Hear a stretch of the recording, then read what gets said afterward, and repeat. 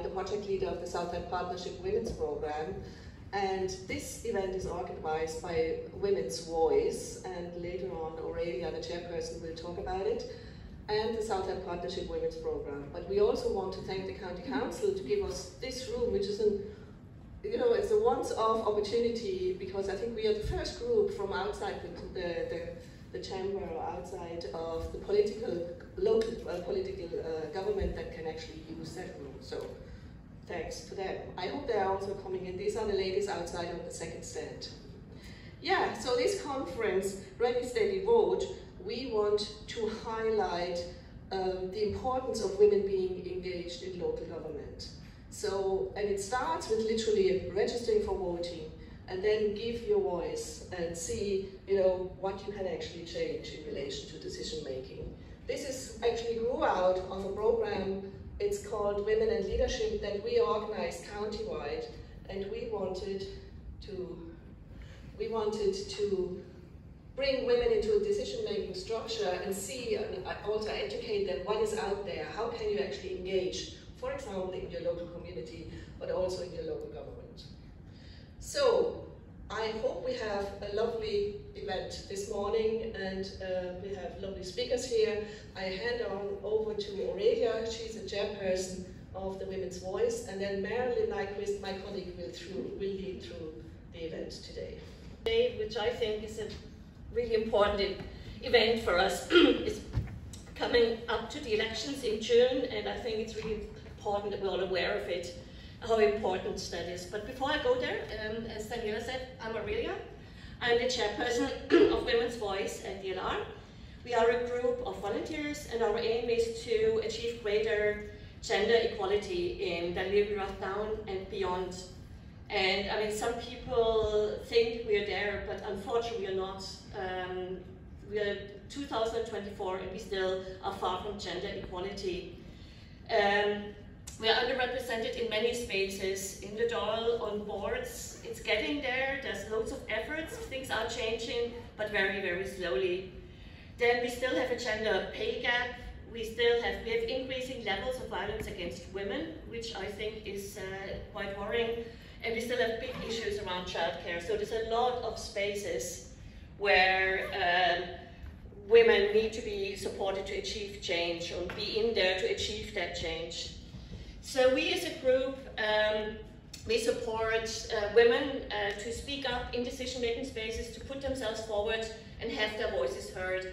One of the things we do is we run Speak Up events. Our next one is on the 29th of February. And at these events, we are a group of people that come together, of women, and we have a nice friendly space and encourage women to get their voices heard, because it's often the way we're socialized. It's harder for women to speak up and to be heard. I think men are much more encouraged from small to speak out, put themselves forward. So we create a space where you can practice your voice and carry that forward to where it's important to you, maybe at school meetings or maybe putting yourself forward for election. So it's just one of the things we do. And our group is always looking for new members. If you're interested, please talk to one of us afterwards. Daniela mentioned the Women in Leadership course. That's how we came together. We did a course, and Marilyn was our wonderful tutor. And it was shocking. I did women's studies many years ago in UCD, and the numbers haven't changed that much. Like in executive positions, in the top positions, women are still underrepresented. And if we are not there, our interests and our voices are not taken into account. So now I come to the conference. Why this conference? Because when you look into politics, we are still underrepresented. We are 50% of the population, but only 23% of members of TDs of the Dáil are women. So we're grossly underrepresented still. We're not doing too badly in the Laoghaire Rathdown. We're actually doing well. We're exceptionally well if you compare it to other counties. We have about female representation is about 50%. But coming to the elections in June, we cannot take this for granted. We might lose the balance. So it's really, really important that we're aware of the elections in June, the local elections and the EU elections, that we vote for women, and that we find women that put themselves forward, so that we are sure to have the representation we're looking for. Our panelists later will talk to you about what it's like as a woman, put yourself forward, because I think it's still harder for women in politics. When you look at social media, the way women are treated in the media and on social media and so on. And you'll have an opportunity to ask them questions, which is fantastic if any of you are considering going forward as a candidate in one of the elections. So it's really important that you vote, that's for sure, because your vote is your voice. Politics, that's where the decisions are made, and that's your way of having your say and making sure that your interests as a woman are represented out there. We have a referendum coming up. I've just mentioned that on the 8th of June. It was mentioned in the media today. It's been confirmed on International Women's Day. March. Oh, March, sorry. I'm so June. Thank you. Sorry, that's very important. 8th of March, we have the referendum. It's on the Women in the Home clause. And it's about abolishing this clause with its gender stereotyping has no space in modern Ireland. But there have been reports that maybe not enough people are going to turn out to vote in that referendum. So really important. Again, that's where we make our voices heard. It's really important. It's more symbolic, but I think there is no space in modern Ireland to have a clause in the Constitution that refers to the duties of women in the home. So please spread the news and talk to your friends and family and so on. It's really important, again, to hear our voices heard in that space. So to today's events, we're going to start with a panel discussion. We have two panelists here, one serving councillor and one candidate going forward in the elections. And they'll talk about their experience in politics, what it's like, and you'll have a great opportunity to ask them what it's like for them in the council or running as a candidate, tips, any questions you have. Then Michelle is going to talk to us about the Irish election system. I personally find it amazing how little I still know, that's the one thing I think about politics. Often we push it far away, we're a bit removed from it, and we leave it out there to others. But when you think about it, the decisions that are taken, if we don't have our say in this affects all of our lives. So it's really, really important. So the system, to learn some basics about the system is important. Then we'll have a mock election, which I'm looking forward to, because I find the voting system here a bit confusing. And Michelle will lead us to it. We'll all have an opportunity to vote and to count votes. The election has taken place already. It's an interesting election. I've seen the cards, I must say. And then we can all count the votes, because that will give us an insight on how the voting works. So when you go forward in June and vote, that you know what is the best way of voting, you know how your vote is going to be transferred and how it's going to be used. Then after the mock election, we have an opportunity to register for the local elections. So a lot of women don't know they're entitled to vote. Even if you're not a citizen, you're allowed to vote in local elections, but you have to register for it. So we will give you an opportunity to register. It's actually in the bags. I think you have some information about that as well. Then after that, we'll have a light lunch provided by the council. And at this point, I really want to thank the council for giving us this amazing room for our conference. I think it's beautiful to be in the surroundings where actually the council is sitting and where these decisions are taken and debated. And they also provide our nice refreshments. And I would like to thank especially Pam and Mary. They took a lot of effort to make this possible. So,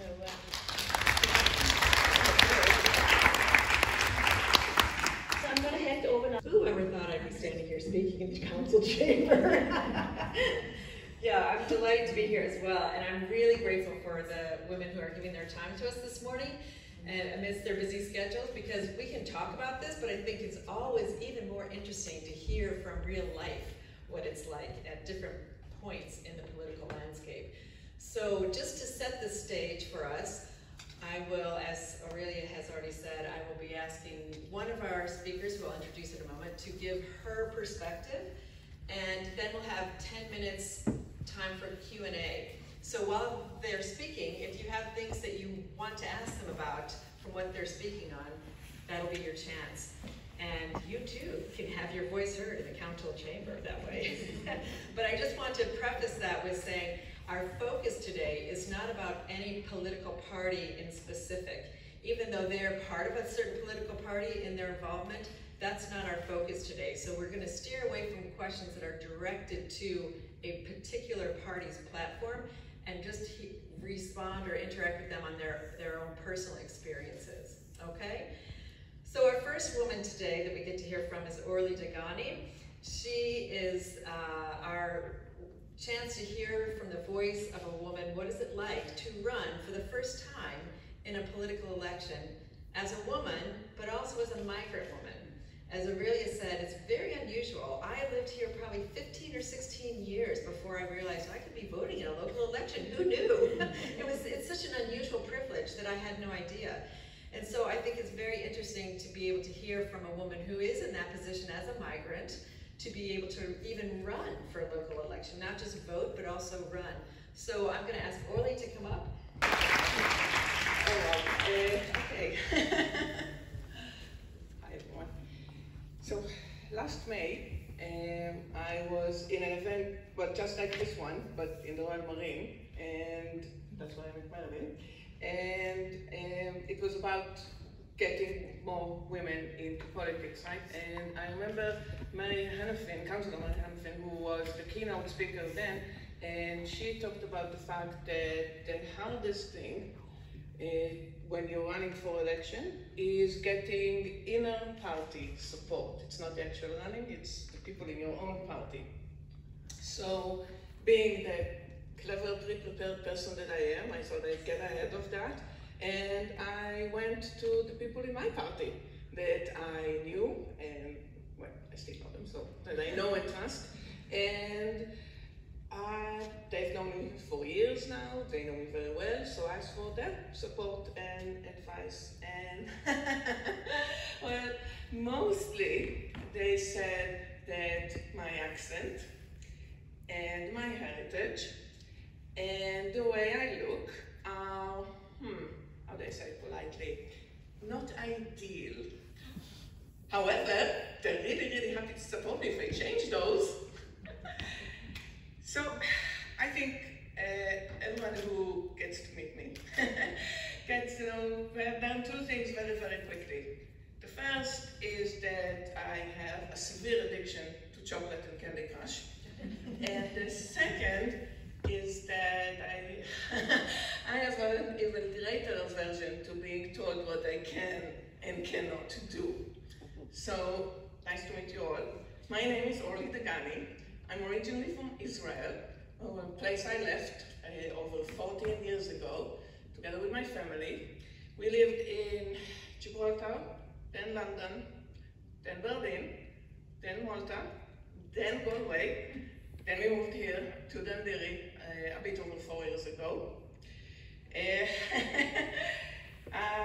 have a small business together with my husband, who's there in charge of filming. And I have two amazing boys. One just started up in UCD, and the other who has a disability and special needs and is studying in Coventry Community School. Well, I rent, I don't own a car, I love baking, and I'm running for the next local election. And when Marilyn asked me to speak today about how it is to run as a woman and a migrant woman, I said yes, obviously, that's why I'm here. And I figured I'd make it into a fun 10 minutes filled with funny anecdotes and stand here and tell you that it's all grand. But then, a few days ago, I was told that, I shouldn't get upset when people I know say that we shouldn't give immigrants any rights. because, you know, they're not talking about me. After all, you know, I'm a good immigrant. Then I was told that you can tell by my attitude that I will never be able to win a seat. And that, you know, if I take to heart some very cruel and very personal, racist and misogynistic remarks, then it just goes to show, you know, what everybody knew to begin with, that I'm not cut out for this. To be fair to all the people who said that they did say it in the Irish way, so it was really polite, but it was still very clear what they meant, and they made my decision about what to say today a little bit harder. Now, as I said, we moved around quite a bit, and we were never looking for a home. We were very happy, you know, being visitors and not residents anywhere, and moving around and all of that. But then in 2016, after we left Berlin, we were quite stuck. We never intended to go back to Israel. It was never, still never an option. But we were also not ready to move to a new place and start a whole house, school, bureaucracy, endless forms. So we just packed everything, took the kids, 4 suitcases, and went on a cross-Europe trip. This was the first time we came to Ireland. And that was the first time in our long journey that we actually picked a place and decided this is where we want to live. Now it took us a little bit longer, I won't lie, when we did move around quite before, but we made it, we're here. And Ireland welcomed us with open arms and gave us a home. So we settled down, we found a place to live, wasn't easy, put the kids in school, opened our business, which is around helping people restart their career, build their small businesses, basically find their place in the world. And it never crossed my mind to go into politics. Who thinks about that? But then COVID came, and it reminded me of 2 things. First one was how much power the government and the local authority have over our daily lives. And the second one was the importance of communities. So the day the government, was the summer of 2020, and the government decided to, you know, go on hold. Why not? And I decided at that same morning, when I read that everybody went on holiday, except us, because we were stuck at home, that I don't want to sit and complain anymore. Well, don't get me wrong, I still sit and complain, obviously, like, favorite thing to do, isn't it? But that was when I joined my party, and I created a community in the place, in the apartment block where we live. Together with my husband, we helped numerous businesses in that area survive COVID, and with the party, we collected and donated laptops for school kids around that area. And when the time came to decide to run, I put my hand up because I think it's the corniest reason out there, but I wanted to help more people. I wanted a bigger platform, more opportunities, more ability to do what I love to do, which is helping people. And the only way to do it is get a seat right here. So I decided to run. Now, I don't know how it is for other people who decide to run, but when I decided, I had a list. Now, it wasn't a list of achievements, God forbid, or a list of what I want to achieve, or a list of what I want to tell people when I meet them at the doors. No, that would be too easy. No, I had a list of things that worried me about running. First thing is that you need to go buy new clothes, because events. The second was that I don't do very well with organizations and authorities, as we've established. which made it a little harder. But the main ones was that I am terrible at remembering street names. Now we lived in 6 countries. I know about, I think less. The kids laughed at me so hard when I said it because they said it's not even 10 street names. Because I want to say I know 10 street names. And I said, no you don't, give me one. I don't know any. And so whenever somebody says, you know that street, I say, yes, great street. But, you know, I don't. But if I'm serious, the thing that scared me the most or worried me the most was the go back to your own country thing. You know, whenever an immigrant says, we need to change that, or we can do better, or we can do different, the immediate automatic response is, you have complaints. You are not happy here. Go back to your own country. The thing is, it made the question, so why are you running, a lot harder for me to answer. And I mean, how can I say that there are things in Laoghaire that we should change or do better or do differently and still be considered a good immigrant? Well, I can tell you the street names thing was a lot easier to solve. First of all, because I now walk and knock on every street in Laoghaire. You'll see me probably in a few days or weeks. And also because Irish people have a wonderful, wonderful tendency to link the names of the streets they're talking about with the nearest pub. So all I needed to do was memorize all the pubs' names in the Laoghaire area and set. The whole knocking on doors thing was surreal, right? It's, I mean, we were here last time, so I knew how it felt to be on the other side of the door. But being on this side and walking and knocking on strangers' doors, that was a bit weird. And when I told people about it, I told friends who live in the States, and they all said the same thing, you know, be careful you don't get shot. So personally, I actually like it. Mostly because I didn't get shot yet, but also because, you know, you walk, you see lots of houses, you get lots of renovations ideas, you know. But also because up until now, not one of the 100 stores I knocked on said, go back to your own country.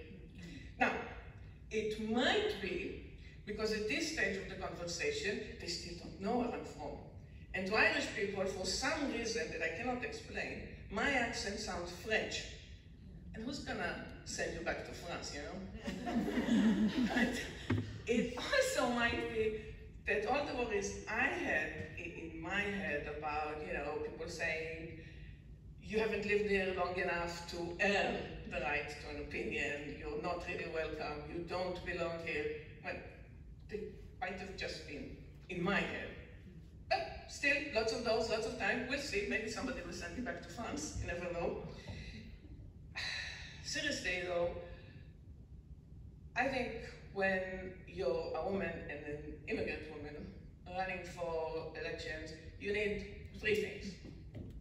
A sense of humor, sensible shoes, oh my God, and inner peace.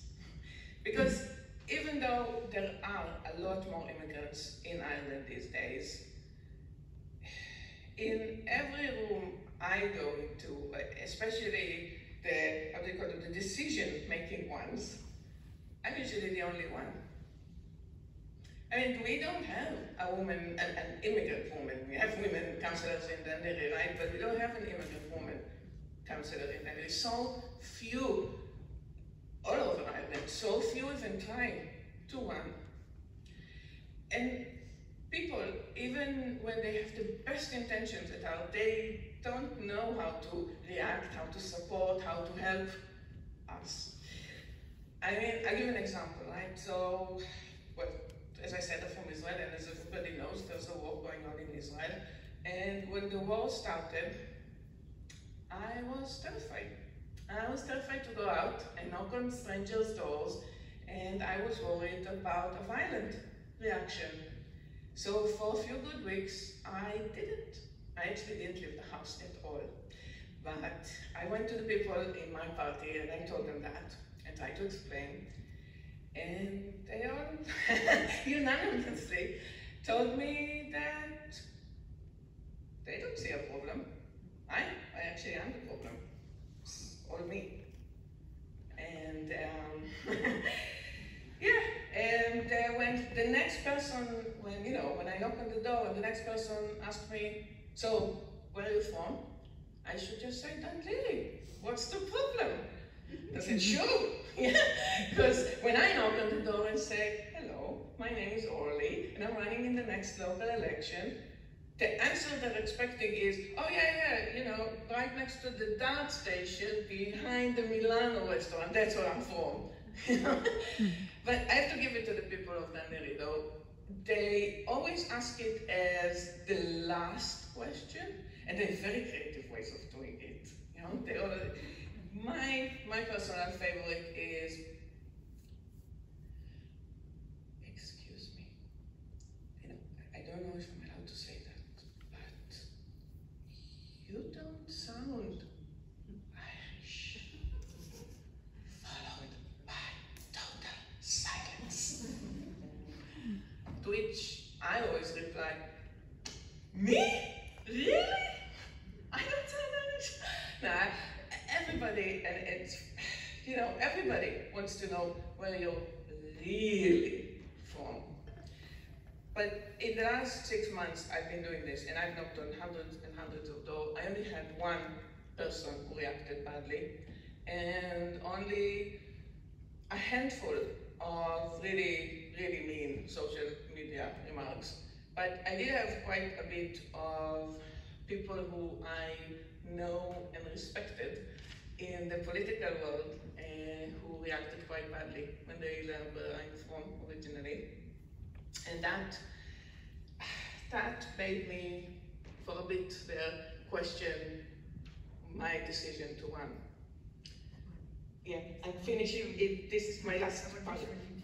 Yeah. But so the thing is, what I did instead of quitting was eat a lot of cake, obviously. But what I really did was I put on my shoes and I went to knock on some more doors, because it is not about the place or the space that other people give us. It is about the one that we choose, that we decide, that we deserve. And because when I knocked on these doors, this week alone, I spoke to a 78-year-old woman who felt invisible and insulted by the system. A man who lives in the same bedroom as 5 other people and can't get anybody to help him. A woman whose daughter got sent to unsuitable accommodation. A group of women who just want to work here, and the system keeps putting more and more hurdles in their ways.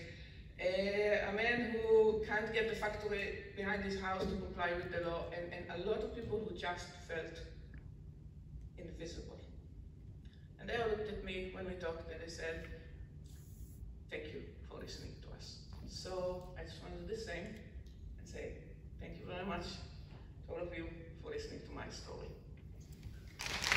Okay, we've been able to hear from somebody who is just starting for the first time in her involvement in local politics.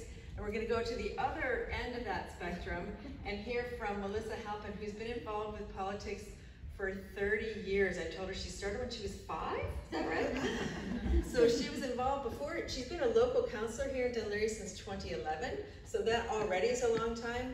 But before that, she was very politically active as a social activist, working with anti-war campaigns and women's rights, and a term I had never heard before, a shop steward with Dublin County Council. And I didn't know what that meant. It was a union rep in the city council. So she's been in lots of different angles in the political arena. And I'm really delighted she's here to speak to us about her experience over that long haul and in those many angles of involvement with politics. What has it been like for her in all those spaces as a woman? So let's welcome Melisa.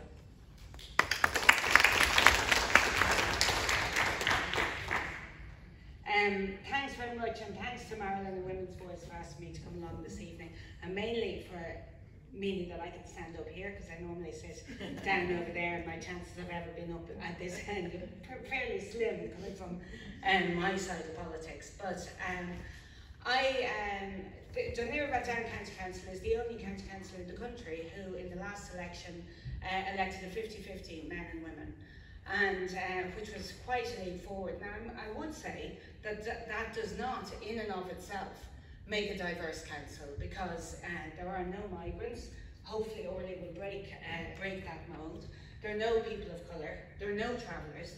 And I would say also the other important thing is about class, because the vast majority of councillors elected are what I call middle class, white collar workers. There are probably only 2 councillors who come from a traditional blue collar working class area.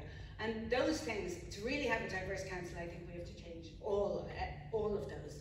But when I joined the council in 2011, there was only 8 women out of 28. And that's a big change when you think about it. Like, that's 25% to 50% in a short number of years. And I suppose what I want to talk about is how I think that happens. Now, there has been a big change. I think of 2 stories. One story I was told by a woman councillor, and it wasn't in this council before anybody jumps to conclusions of people, but how she was the only woman elected to the council, and when she was being greeted by the chief executive on the first day of the council, the chief executive shook all the men's hands saying, you know, welcome, welcome, welcome, and got to her and said, you look lovely.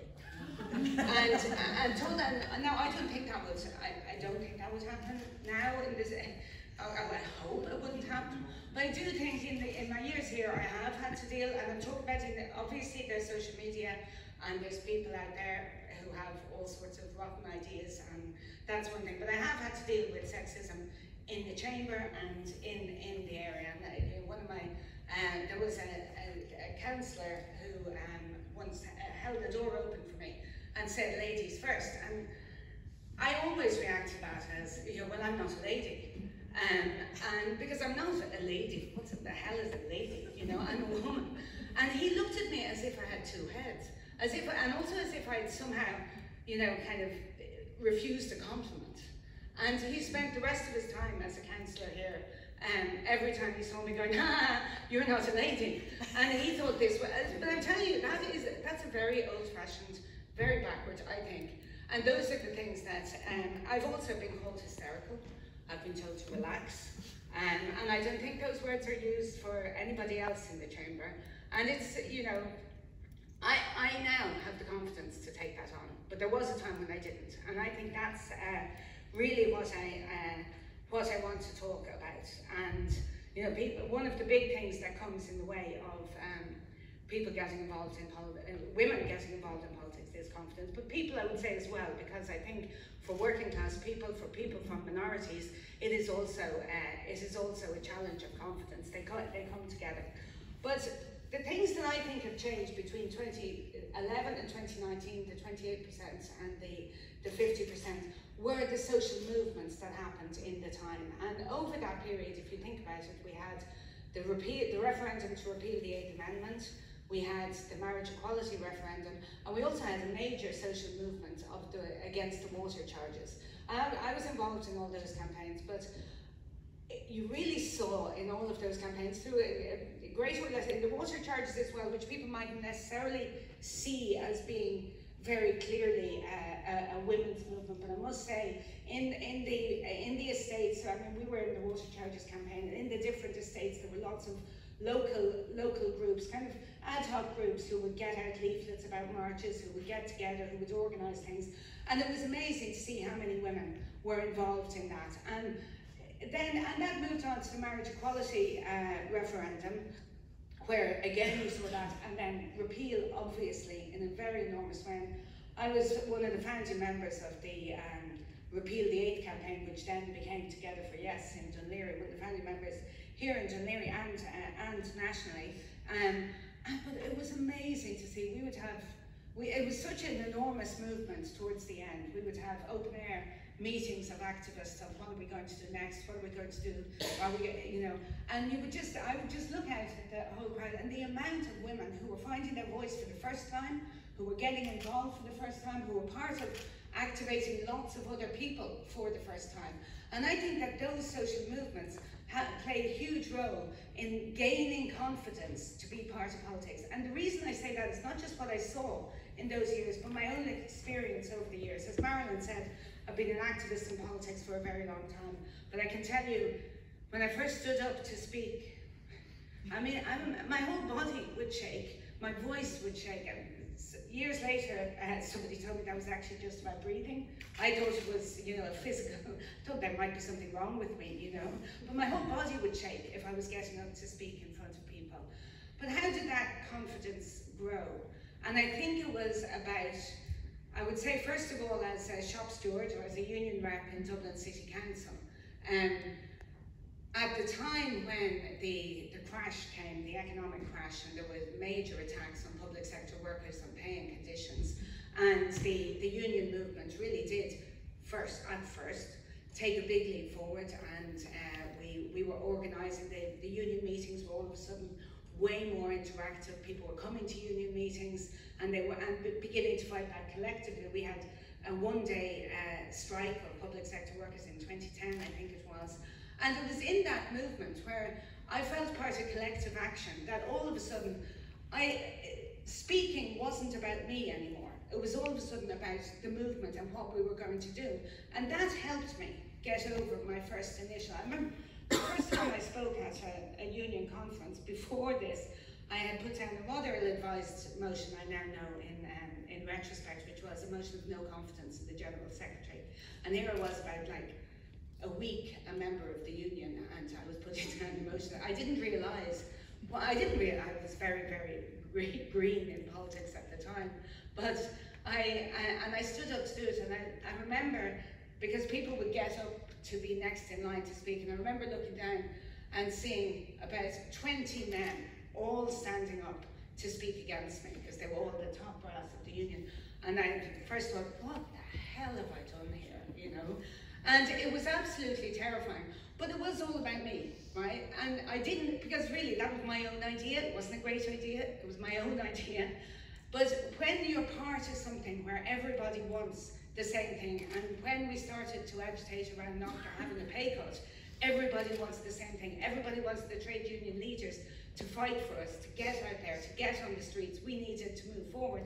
And all of a sudden, you feel part of something and it becomes a little bit less about you, or it did for me. And I think the same thing happened in the other movements over the years that I was involved in. And I see the same thing happening today in the Palestine movement, which I think is amazing, because all of these young migrant women who are getting up and speaking out and speaking as part, who I really hope we will start to see as part of our, as representatives over the next while.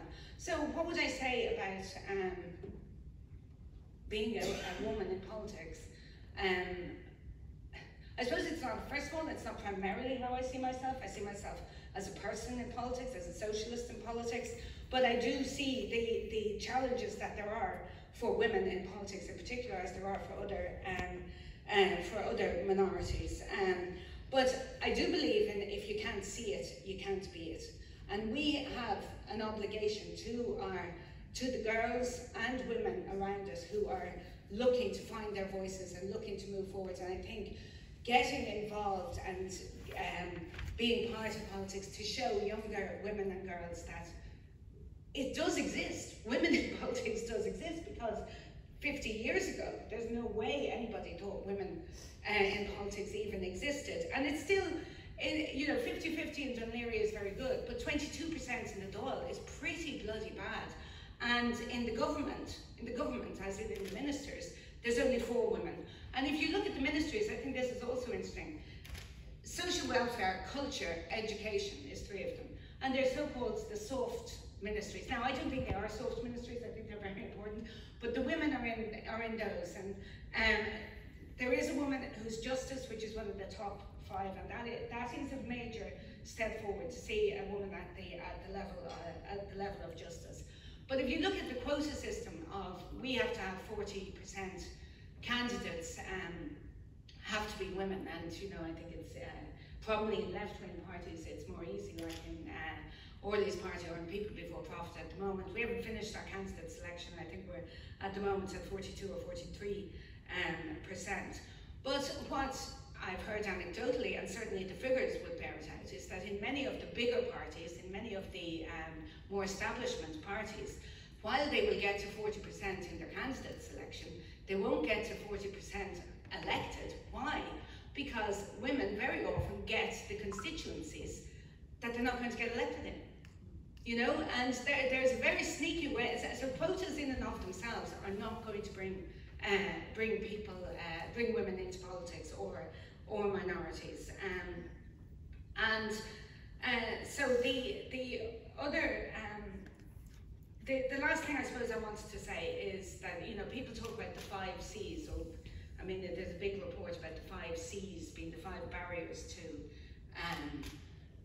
to women running in politics, one of which is the candidate selection. Childcare is obviously a huge part of it, because how the hell, there has been a tiny improvement recently in that you can't take leave from the council. Previously you weren't able to take leave, so if you were going to have kids, you weren't going to become a councillor, because what the hell were you going to do if you got pregnant or if you wanted to have your life?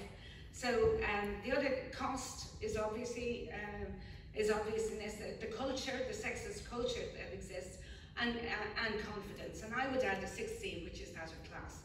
And those are and class and confidence obviously go together, as I was saying. But I think that the C for change and the C for collective action are what we need to be actually focusing on. That collectively we can do things together that give not only ourselves the confidence, but give other women the confidence. So for people, I think, yeah, we need to change things. Orli was saying about everybody saying they want change. To be honest, I don't think everybody is saying they want change. Everybody on the left is saying they want change, but I don't think the establishment parties want change. I think they want things to stay exactly the same as they are.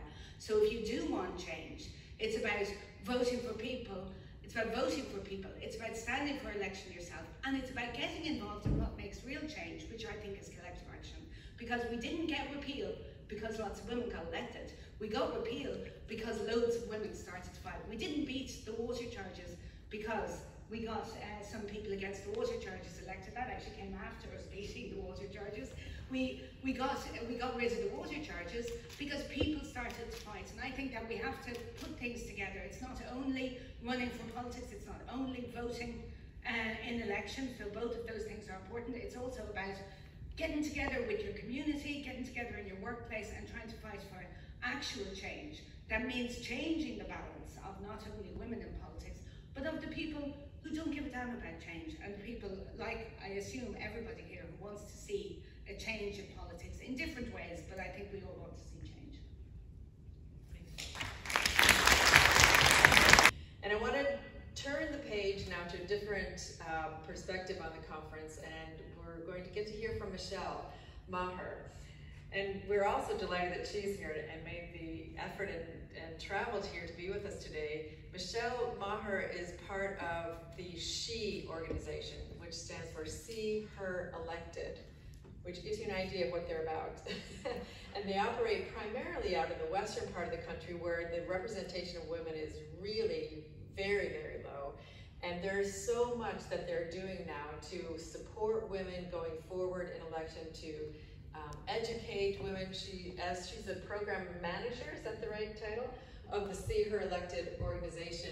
They put out a lot of online training on politics. They do a lot of in-person training on running for politics. She'll probably tell you more of what all they do. But she would have a lot to do with the development of their materials and the delivery of their programs.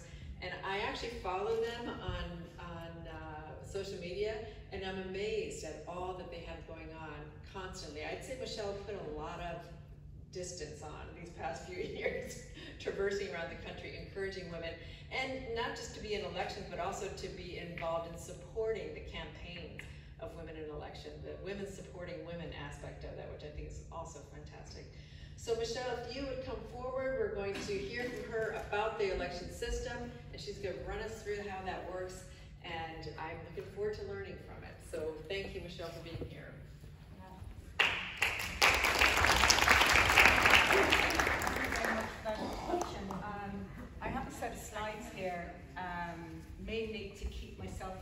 off on tangents, but so we don't have to stick to what I'm here to talk about. But I thought for the first half an hour, what I'm going to do is just kind of maybe take it back a little bit to talk about politics in Ireland, just to kind of understand the big national picture and then drill down into what happens in this particular room. So we might just spend about half an hour doing that. Oh, okay, yes. It might, so I thought we'd spend maybe about half an hour doing that, and really this is for you. So if you have any questions at all, you know, just kind of go, stop, I haven't a clue what you're after saying there, try that again, you know. So what I would love is, by the end of today, if we all kind of understand how politics is arranged in this country, which I think is important, why it's important that we have different perspectives in this room, and just echoing what Orli and Melisa said there, and really maybe picking up on the points that you were making. You don't need to have a PhD in politics or sociology to be a county councillor. What you need is, because we're all experts in our own lives. We have an expertise and a knowledge that comes from just living our lives as women in Dún Laoghaire, in Rathdown, or wherever we happen to be. And it's that perspective that is often missing from rooms like this, where you have an awful lot of the same people sitting in those seats. So they're missing the perspective of what it's like to navigate life in this county as a traveller or as somebody who's moved here from somewhere else. So that's what we are trying to do in See Her Elected. We are primarily based in rural Ireland, and that's always been our focus. And I have a slide there that I think you might be quite shocked about when you're looking at it from the perspective of Dún Laoghaire, where half of the people in this room are men and half are men, half are women. You don't get that in an awful lot of the county council chambers. So, is Pam here who can show me how to, because I believe what's on, I can actually get up on these super looking big screens up here. See Her Elected, I mean, we started in 2020, and I think the original idea was that I was going to, actually I don't even remember what the original idea was, because COVID of course arrived into everybody's lives. So there was initially an idea that we would have, you know, we were going to be based maybe in the Northwest, maybe a little bit into the Midlands, but COVID meant that everybody could engage with what we were doing. And we have a sizable number of women from Dublin, which and who are often, I'm not going to say struggle, but when we're talking about rural Ireland, they're going, really? Is that how it works in Roscommon or Balladreen or wherever we happen to be talking about? So, so I'm going to, what I'll start with today is really just kind of to try and put a picture on politics in Ireland. And I'm going to start with the head of the state, the President of Ireland. But like, who votes for the President of Ireland, and what do they do? I'm going to talk a little bit about the Constitution and referendums, because in the introductions we have a referendum that's coming up in March. We're going to talk about the two houses of government. We have the Seanad, like how do you get elected to be a senator? You know, how do you get elected to be in the Dáil, and what's the difference, or how do they work together? And then we'll bring it down to Dún Laoghaire, Rathdown County Council. So I'm going to try and cover all that in about half an hour. And then we're going to watch a little video that is me talking about how you vote, to try and for once and for all make sure that everybody here understands how you vote. We may all have an understanding that you put number one beside the person that you most want to see elected and work your way down. And I was doing something in Fingal County Council at the end of last year, and there was a woman who had moved here from Nigeria, and she'd actually been here and had voted in the 2019 local election. And she said, oh, I know all about this. And she went on to explain that she counted, and there were 10 people on her ballot paper. So she gave 10 of her votes to the person she most wanted to see elected, and only gave 1 of her votes to the person that she least liked, which was the wrong way around.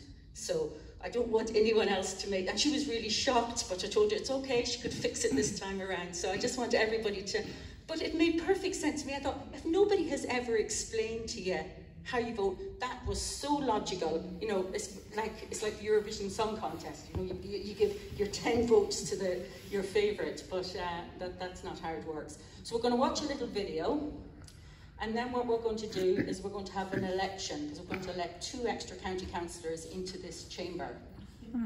Now, I say this with some trepidation because, and with a newfound respect for the people who count the votes after an election, because I've done this maybe 4, 5, 6 times. I did it last night before I set off to be here this morning, and each time I managed to elect different people. So I won't profess to be an absolute expert on the technical detail of transferring surpluses in a 9th count, but what I will do is be able to give you all a sense of the benefit of transfers and how to use your vote when you're looking at the people on the ballot paper to make absolutely sure that the people you want to see elected, that you're giving it its best, the best shot.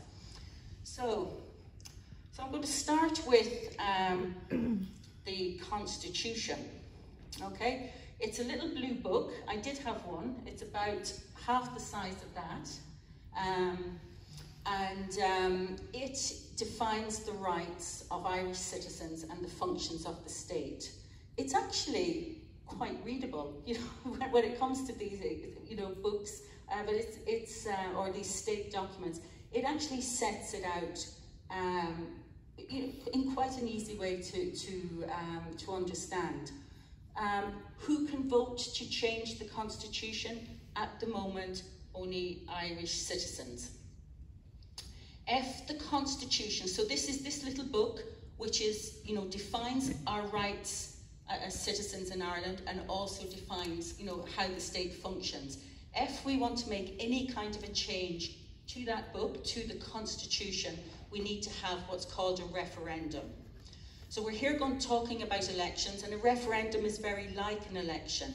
But what happens in a referendum is you get a question, and then you're asked whether you agree or disagree with the question that's been asked. So it's usually a yes or a no, and you put an X in the box beside the yes or the no. And on International Women's Day, we have one coming up on Friday the 8th of March, and you're going to be asked whether you agree or disagree with a number of proposals, and maybe in the lunchtime area we can have a bit of a conversation about this. One of them is around changing the definition of family. At the moment, the definition of family in this book, in the Constitution, the Irish name for it, by the way, is Bunrat na hÉireann. It's often referred to by its Irish name. So it's going to be a question around changing the definition of family. I could have put the exact text up here, but it was very wordy, so I tried just to make it a little bit user-friendly. So changing the definition of family from one based on marriage to one based on any durable relationship. And there's been a bit of a conversation around what might define a durable relationship. And I think any of us who have the right to vote in this need to make sure that we understand what we're being asked very clearly. And then there's a statement that's in the Constitution that talks about how women in the home gives the support to the state, which out the common good cannot be achieved. So they want to delete that and take that out of the Constitution, and they want to replace it with a statement about women, replace that statement with one that recognises care and family isn't just limited to work women do by being at home. Now, there's an electoral commission who will have a job in making sure that this is all explained to everyone that has a vote. But I think there's an onus on us, especially about this one, as women, to really understand what we've been asked to agree or disagree with before we head in there on the 8th of March to do that. So that's the referendum, that's the Constitution. So that's kind of, you know, everything will come back to what's written in the Constitution. But our government in Ireland, I suppose we have two sides to it. There's the national government. So the national government has power to make laws for Ireland. It's based in what are called the Houses of the Oireachtas. Sometimes it's called Leinster House. It's that building. It's the people whose workplace is that building on Kildare Street. And there's three parts to the Houses of the Oireachtas. you have the President, you have Shannon Éireann, and you have Dáil Éireann. And those three together make up the national government in Ireland. Working alongside that, there's another system of government in Ireland which is called local government, where you have 31 city and county councils. Sometimes they're called local authorities, sometimes they're city councils, sometimes they're county councils, but there's 31 of them in the country. There's one in every geographic county, except Galway, which has 2, Galway City Council and Galway County Council, and Dublin has 4. You have Dún Laoghaire Rathdown, this beautiful room that we're in at the moment. We have Fingal, we have Dublin City, and we have South County Dublin. Is that the right name for it? South Dublin County Council? Yeah, so there's 4 covering the geographic county of Dublin. They have the power to make some laws locally, okay? And when county councillors themselves, the people who sit in this room and in these rooms all over the country, when they are interviewed about this, or when their opinion is surveyed about this, they would like to see that the county councils would actually have more power to make laws for the area that they work in. But a lot of the power is held by the national government, but that's not to say that the county councillors don't have any power at all. They actually make really, really important decisions that nearly affect us from the moment we open our front door, if we're lucky enough to have a front door, and nearly everything we encounter, from the pavement to the streets to what's around us. The environment that's created, is this county a good place to live in? Can you live in it? Is there employment here? Is there, will people come and visit you here? So, so the development of the county as the economic development of it, the cultural development of it, the social development of it, all of those decisions are made by the county council, but at all times they have to be conscious of national government policies, because they won't be able to implement something locally that contravenes a national policy. And certainly I'm sure our sitting councillor, if not Orli, might have a view on that. But by and large, the county councillors themselves would like to see more power locally. This is Michael D. Higgins, who is the current President of Ireland. Anyone know what the D stands for?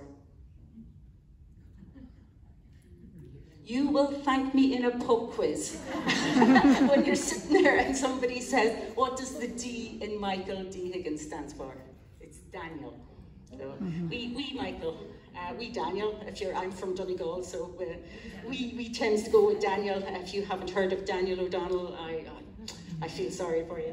Videos and everything, which really explains in much more depth than I could do standing here what Dún Laoghaire Rathdown County Council do. They have an annual report which has buckets and buckets of information in it, but there's also the county development plan. So if anyone is saying to you, they're not doing anything for me, I don't know what they're doing, they're all just in there doing something, actually look at the county development plan and see what they have planned to do for you over the 6-year period between 2022 running up to 2028. And there's, again, a wealth of information in there. So again, it's very easy for us to sit back and say, I don't know anything about it, I don't know about politics, I don't care, it's nothing to do with us. There is actually a lot of information there for us to have a look through, and I would encourage any of you to do it. I'm just going to show you this, just I suppose as background to where we're coming from, and now we're kind of getting into the election side of things, okay? The total number of county councillors in each county is the number without brackets. The number in brackets is the number of women, okay? So if you find yourself in Dún Laoghaire Rathdown, second row, second in from the left, you're half, 50-50, half and half. I checked it about 2-3 weeks ago before Christmas, so I hope that figure is still accurate. Dublin City, there or thereabouts. South County Dublin, not as good as yourselves, but in the zone. Fingal, again, slightly less, but in the zone, right? Compare that to Carlow. There's only 2 women in Carlow County Council. Until 5 weeks ago, there was only a single woman in Offaly. There's 19 county council, there was only 1 woman in the room. Monaghan, only 2. Longford, there was only 1 woman, and then a second woman was co-opted in after the last election. So it's a very different story when you go in any direction. You have Dublin, and you have the counties around Dublin are all at a third and growing. So, you know, I'm talking about Louth, Kildare, Meath, Wicklow. But if you go anywhere else, it's pathetic. And that's what causes me to lose sleep and what causes me to get up and do what I want to do, because we'd all love to be Dunleary, Rathdown, to be very honest with you. But at the moment, we're not. And I could talk at length about the reasons behind that. Some of the things that Melisa mentioned, some of the things that Orli is encountering at the doors, but in rural Ireland, it's kind of who you are and what you're doing and your profile. And the incumbents, some of those male county councillors have been there for 6 or 7 terms. You know, they're old fellas. They should be long gone, I think. But, you know, they have the name recognition, they hand the seat on from family. The grandfather was a county councillor, the father's a county councillor, and now the son is a county councillor, and you can bet his son's going to be the next county councillor. Maybe a high-profile version of that you might be aware of is the Healy-Ray dynasty in Kerry, if any of you have ever come across them. There's another 5 of them in Kerry County Council. They aren't going anywhere anytime soon. So a lot of that down the country. So it is important that not only do we register to vote, but that we do think out and that we vote for people who we think will get into rooms like this and represent us and have lived the kind of lives that we've lived, so know what it's like to be us, and will bring that perspective right into the council chamber. So how do you vote? I'm now going to attempt to play a video. Bear with me. Candidates. So here are candidates. We have Funny Bird. I do have pictures of these people. And actually there was a Jack Russell sitting on my lap as I was counting vote to try and make sure I had this last night. So not that he recognised the picture of himself. Ryan, Kevin Rasher's Ryan, and Coco Kelly. So there are 4 people. I think you had did you have your hand up there? Yeah. Okay. Is there any particular candidate you're drawn towards, or? Yeah, we've just picked somebody to be these 5 just to make it fun. But what I really need is, and I haven't thought of this, 1 returning officer.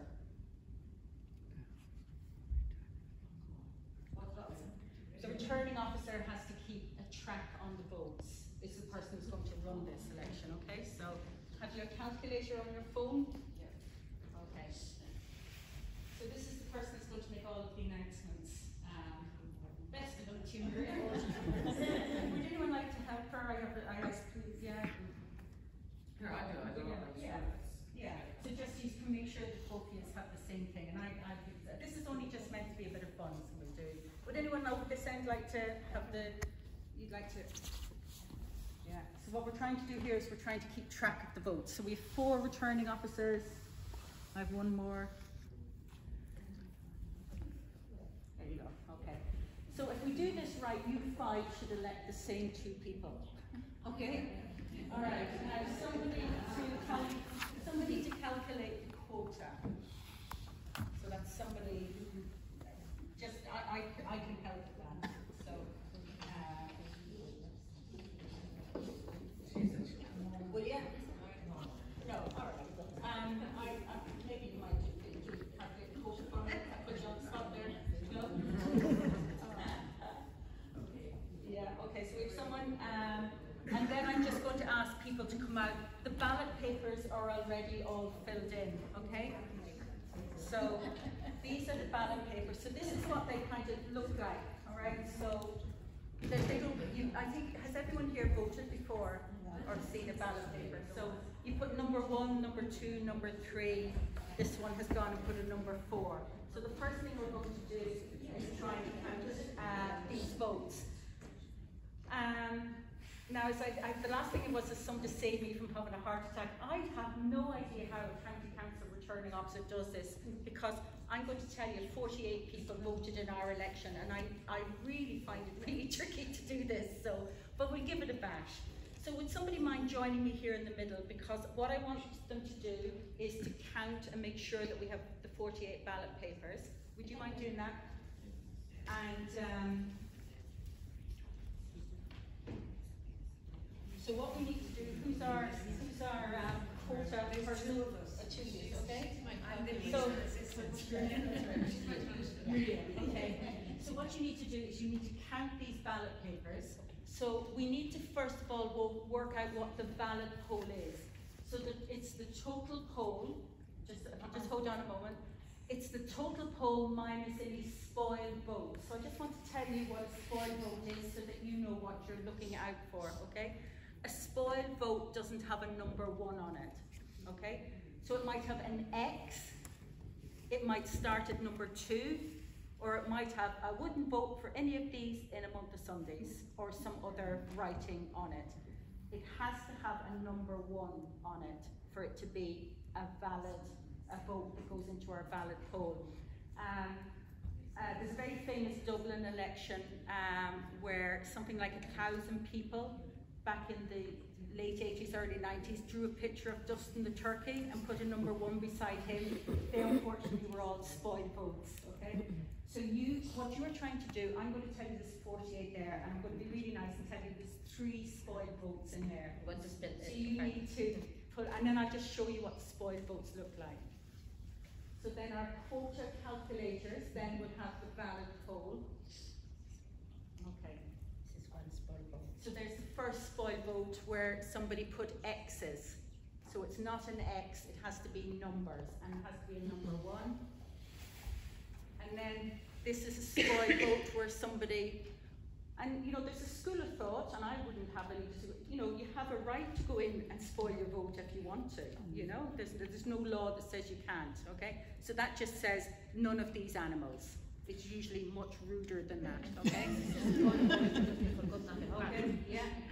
And this is a spoiled vote because they started at number 2 and they forgot to put a number 1. So it has to have a number 1 on it for it to be a spoiled vote. Now, there can be other things. There might be somebody who goes 1, 3, or 4. The returning officer in the room will make a decision on that. But they're the 3 things that spoil the vote. In the other votes, so can you just count this 45 in that, is it? Okay, so our valid poll is 45. We have 2 seats, 2 plus 1, so that's 3. So it's 45 divided by 3 is 15 plus 1. That's what is 16. So our quota is 16. So our intrepid candidates have to get to 16 to be elected. So, anyone like to be a candidate? It would be handy if you were in the front row, because we can just give you, put the votes in front of you. So yeah, if you wouldn't mind. So let's hear it for Kevin Rasher Ryan. Best of luck to you. Up against is Coco Kelly. So we might just put them there so we can put theirs on there. You're videoing, someone leave you. Bella Farmer. Oh, you're so Bella Farmer is here. I wanted. Jackie, would you be between you there, Jackie Russell? Okay, so this is Jackie Russell. This is Polly Bird. People are representing Polly Bird. Today. Okay, so I'm going to get rid of the spoiled votes here. Now, would somebody like to come and count share out first preference votes? It's literally just putting this is number 1 for Rashers Ryan. So number 1 is going, maybe if you're on your feet, would you like to do it? Okay. So you need to give, so what I'm asking Miriam to do, so this, for example, has number 1 beside Bella Farmer. So we're going to put this over here on Bella Farmer, okay? All right? Don't shuffle them or anything. They have to, the order that they land in becomes important later on. So, yeah. So Here, you to take find that number up. 1 for Bella Farmer. What I want you to do is, that is number 1 for Coco. So find Coco and put it sitting on our picture. Coco is here. Okay, so here's another vote for Bella Farmer. Coco, Coco's doing well. Okay, another one for Bella Farmer here. Okay. And Coco. I think Coco and Bella Farmer seem to have it. Don't make the order that they're in is so just walk around and find. So Bella Farmer again. And Coco. And Coco. And Coco. And Bella Farmer. And Bella. And Bella. And Holly. Bella. And Holly. Are you Bella, right? Yep. Bella. Okay, that's another Bella here. Bella. Brasher's Ryan. And Bella. I think we have it here. We have somebody who's romping ball here. Bella. Oh my goodness. More Bella. Bella. What kind of canvassing did you do? I gave out 2 bones. Bella Farm. Oh my God. Brasher. And Brasher.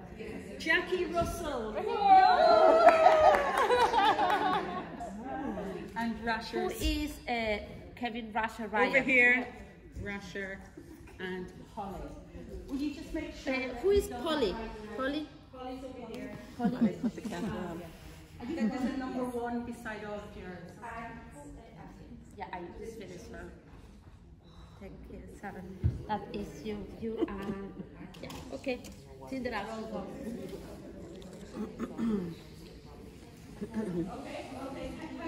No, try to get somebody else up. Okay, so for the people now who are writing in the 5 returning officers, need to listen very carefully here, okay? So, Holly Bird, how many first preference votes did you get? 5. So 5. So Holly has 5 first preference votes. Who will be first count? Yeah, right. So right, the first count beside Holly. Okay. The next person is Bella. How many have you got? Thank you. Well, you're counting your vast, right? Okay. Jackie Russell, how many did you get? 1 for Jackie Russell. Okay, Kevin Rasher's Ryan, how did you do? 7 for Kevin Rasher's Ryan. Coco? 8. 8 for Coco. So if you got that, Holly got 5 first preference votes. Coco has 8, Jackie has 1, and Kevin has 7. And Bella got so many votes, she's still counting them. Yeah. 24. 24 first preference votes for Now we know that the quota, the line she had to meet was 16. So what do you think happens now? She's elected, okay? Maurice. Dunleary Rathdown County Council, I hereby deem Bella Farmer elected to Dunleary Rathdown County Council. Free dog treats for everybody. First count, okay? That's the first count, okay? So we now proceed to the second count. From the video, would you know what the second count might be? You have to split the extra votes. The surplus. Yeah. The surplus. Yeah. Among the So Bella got 24, okay? 8. So it's not, so which 8? Don't touch them. Okay. It's not, we have to do some more maths here, okay? Yeah. She, a third of her votes, okay? She needed 16 and she got 24. So she's 8 left over, so a third of her votes are surplus to requirement, okay? So 8 have to be transferred. So a third of her votes have to be transferred. So what we do is we have to then share out. This is right. So we're on the second count now. So what we're going to do is we are going to take all of Bella's votes and we're going to see which of them, where the number 2 went.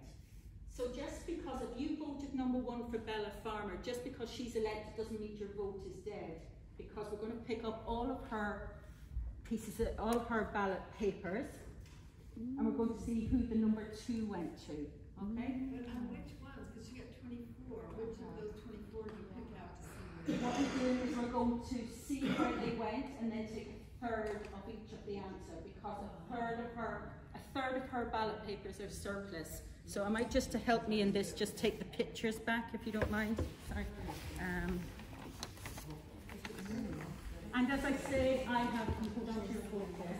I have huge respect for the people who do this for a living, because I just find it very tricky. It's just a small little example. What we might have in this case, if somebody only put a number 1 on their ballot paper, their vote is now gone. Okay, so it's only the one. So I'm going to do it. Okay, so just so that you can see, I'll hold each one up. So this was a number 1 for Belfara, but the number 2 went to Coco. Okay, so Coco. Rashers got 1. Here we have 1 where Bella got number 1 and Polly got number 2.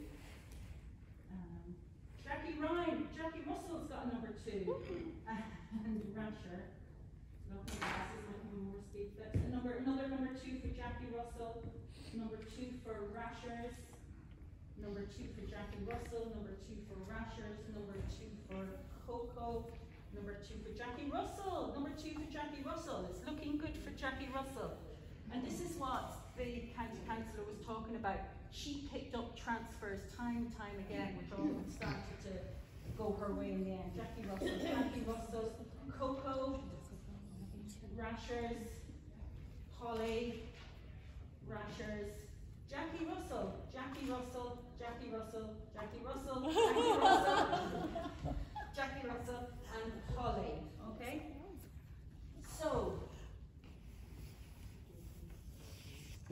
so don't write anything on your papers yet, okay? So we're going to start with Holly. Alright, so this is for the returning officers. Holly got 3 extra votes. So 3 people put a number 1 beside Bella, put their number 2 beside Holly. But she gets 3 extra ballot papers, but we're only counting a third of them as an extra vote, because only a third of Bella's votes are up for transfer. So 1/3 of 3, very conveniently, is 1. Hang on a second, have we done that right? 1, 2. What have we done here? Oh, Rasher. One of Rashers is over here. Okay. So 3. So Bella transfers 1 vote to Holly. So Holly had 5, and now so push her on to 6. Okay. So I'm going to give one of these to Polly. Where's Polly? Okay, so there's the 1/3 going there, and then you get your 2/3 back. Okay. This is Bella. Bella. Okay. All right. You see what I did there? If anyone's a bit unsure, they can come up and do the next one. I'm just a bit confused. So if you vote for someone, they get all the votes, and then you have to give a third out if you're over the number. No, the third is just a case in this hand. She only needed 16 to get in this room. She got 24, so she had 8 that she transferred. 8 over, okay? But that what means she can lose out to another person then? No, she's in. Oh yes, so then it goes to the next person. Yeah. Yes. So this is why when we have people from the same party, or people who are kind of getting together, you meet the number 1 and meet the number 2. Because if you think there's a big winner there, they're going to have a massive surplus, which could bring somebody else in. Yes, I get The it. don't be caught up in the mathematics of it. The third bit is just the mathematics. What we're doing is transferring Bella's surplus. Yeah. So when the vote is counted to whoever voted number 2. So they don't get all of her surplus, they get the proportion of it, of her number 2s. So, may I ask you please? Yeah, you took all the votes. Because it's the first. And so in the general election, we are looking at houses. Yeah, all of those housing votes there. For the second count, there's a surplus to be distributed. There's a different mechanism as you get further into the count, which would be way too complicated for my wee brain to manage it. But yes, all of the first preference votes get recounted. So if in a general election there's 50, 60, 70,000 votes, they're all recounted again, and that's why votes can take days and days. And then let's say let's say somebody got 7 preference, and which one do you decide of the 3? Okay, what we're doing, we'll come to that, because it's the number, it's the ones that there's a shuffle that happens. I'm not going to do it here because I don't really, there's, unless Mary has done it, it's what we're going to do, they take the top bundle of votes, they're shuffled, and then it's the top bundle that becomes the surplus and the transfer as you get further on into the count. I mean, it's horrendously complicated, and I'm simplifying it here as much as I can. But what I want you to get the idea is how votes move around. So we've now seen a vote move from Bella to Polly, okay? So I'm now going to Coco. Coco as well got 3 extra ballot papers, but because we're only transferring 1/3 of the ballot papers, because she only had a surplus of 1/3 of her votes, so 1/3 of 3 is again very conveniently 1. So here is Coco getting 1 extra vote, and the other 2/3 of the votes are going back to Bella. Okay, so you should at the end up with 16 if I've done this right. Okay, the next person then is Jackie. Jackie picked up 12 number 2s. Okay, so 1, 2, 3, 4, 5, 6, 7, 8, 9, 10, 11, 12. Okay, 12 number 2s. But we're not adding 12 votes onto Jackie. What we have to do is take 1/3 of them. So Jackie gets 4 plus her original 1, so Jackie should now be on 5. So here's your 5 extra votes that have transferred to you from Bella. 3, 4, 5, and there's your back. And the last person here is Kevin. 4. Sorry. Kevin got 6 extra votes from the transfer. So 6 extra ballot papers had number 2, Bella number 1, Rasher's number 2. So 1/3 of them is what he's actually getting in terms of extra votes. So there's your 2 extra votes, and there. So at the end of the second count, does anyone want to read out where we are, any of the returning officers? Has anyone, the first thing is, has anyone reached the surplus? Is anyone at 16 yet? No. Okay. Yeah. Sorry, just a quick question. So they got 8 and they're supposed to start 12, they got 1/3 of it. Yeah. They get 4, you gave them 5, I don't understand. There was a miscarriage. It's okay, we fixed it. Yeah. Sorry, did I? It's okay, it's okay. I give it to you. Just the 5. Well done for spotting it.